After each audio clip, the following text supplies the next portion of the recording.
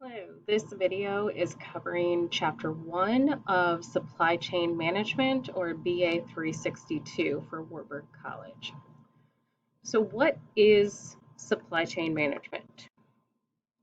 So this definition here about supply chain management talks about how it's the planning and management of all activities involved from a product's conception until it is in the hands of the customer, and then to provide customer support after they have the project. So it's a long list of activities that requires coordination and collaboration across multiple different partners. When we talk about a supply chain channel, so that channel is how we move across. So that could be our logistics channel, it could be our procurement channel, but it's just talking about an area in supply chain where we either are receiving materials or sending things out to customers. And then when we talk about whether we do that ourselves, whether we use third-party service providers, so we either own our own semis or delivery trucks, or we contract with someone that's a third-party service who takes care of our logistics. But we look at supply and demand across companies, across countries, within customers, and so there's a lot of moving parts within supply chain management. So what does it include? Well, we have our intra and inter-organizational integration and coordination. So intra-organizational integration and coordination means within our own company. So within our own company, we have to coordinate across departments to make sure that our customers are being served. Inter-organizational integration and coordination means we're working with other customers, our suppliers, our shipping company. If we're using third-party services for any reason, IT support, customer service support, it involves many organizations. There are very few businesses, if any, that can manage their entire supply chain without working with another organization. It includes products, information, financial flows. So we pay our suppliers to get supplies in order to make products to ship to our customers. We have to pay for the shipping. We have to pay for customer service, etc. We need information. So we need to know what our customers are looking for. We need to know what products they're demanding. We want that information ahead of time. We also want to collect information on how we're currently doing things so that we can improve ourselves. And we want information on our products, which products are high in demand, which are low in demand, which ones maybe are we going to cut the product line. It all comes down to that the main goal of a supply chain is to provide high levels of customer value so that customers are getting the products and services that they want when they want and or need them, and to do that at the lowest cost possible. So this slide here is just a list of the top supply chain disasters in history. So the book goes over each one of these and how and why they were disasters. There's also an article posted in the resources section of Canvas for week 1 that links to more information about the top supply chain disasters. But let's just talk about a couple. So let's look at Nike to begin with. That's one of the ones that the book elaborates on.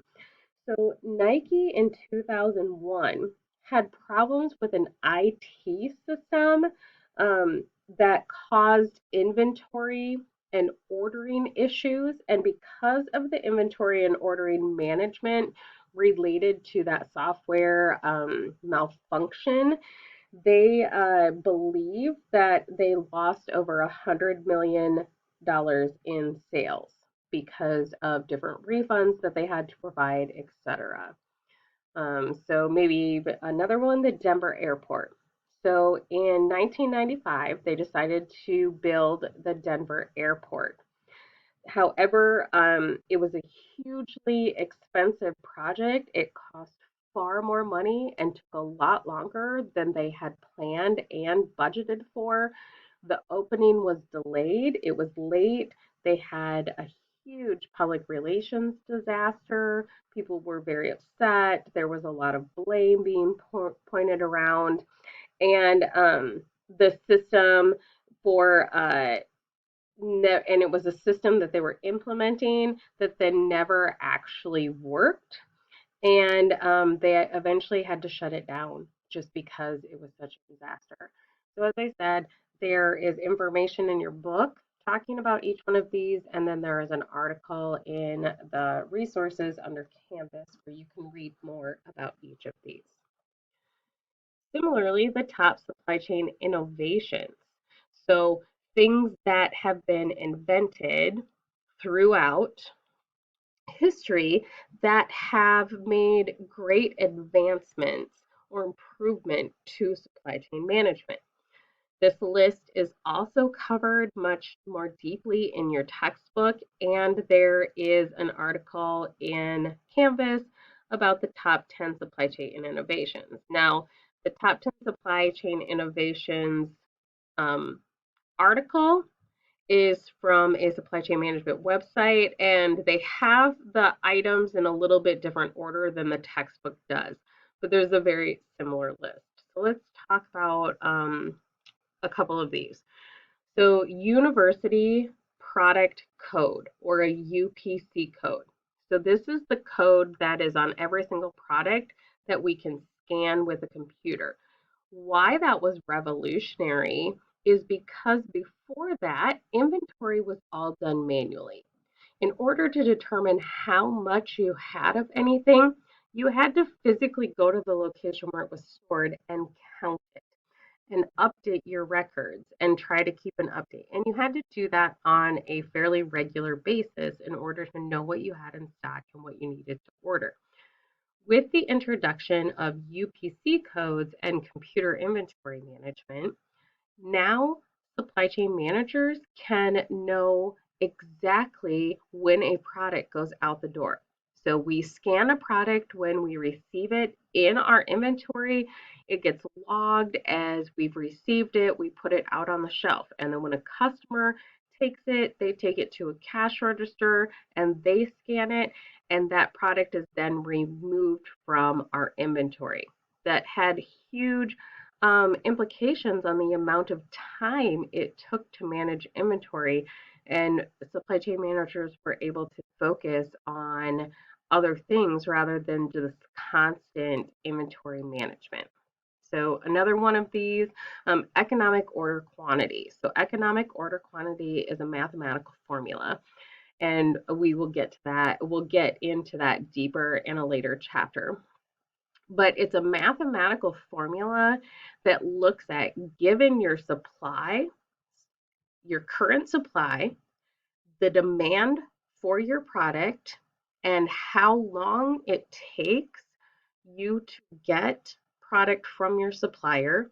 It's a way to calculate how often you need to order to make sure that you and how many items need to be in each order in order to make sure that you never run out of stock. So, one of the huge problems in supply chain management is running out of stock, and we will, of course, talk about that in later chapters also. Various components of supply chain management, and we're going to get deep into each one of these components as we work through the textbook and the content for this course throughout the semester. So we're really just going to touch on them briefly in chapter 1 because we're going to cover each one in much more depth. So customer relationship management. This is also called CRM in a lot of places, and there is special CRM software that allows us to take care and manage our customer relationships. So this is knowing how much our customers order, when they order, what their preferred products are, so that we can better serve them, maybe give them better coupons, give them better customized service. Demand management. So keeping track of our product demand or trying to guess what future demand is going to be, trying to predict what customers are going to be demanding and when. Finance. Can't do anything in business without being able to pay for it. So we have to keep track of our finance. And of course, the main goal of business is to make a profit. So we need to make sure that we are keeping track of our finances. Forward logistics. So this is getting products from our warehouse or our business to our customers. So moving things forward. There's also reverse logistics, as you can see in the next line. Reverse logistics is dealing with customer returns. So how do we manage the customer return process so things can get back to us? Information technology. So how do we use technology and information both to within our business to help our business and in order to streamline supply chain management and to make better decisions. Life cycle support. So the life cycle is the life of the product. If you've ever taken marketing, you probably talked about the life cycle of a product. So from conception to end of life for the product and when we decide to pull it from the marketplace and stop offering support for it. Manufacturing operations.